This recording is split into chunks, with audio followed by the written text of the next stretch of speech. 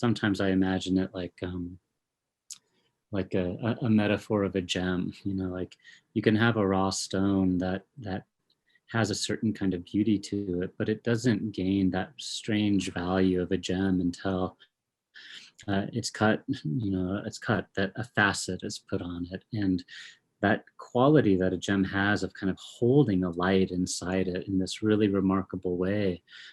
is made all the more brilliant by the number of facets that are able to be put on. And so it seems to me that if all of us are trying to in a way, kind of capture an idea, capture a concern, approach an ideal,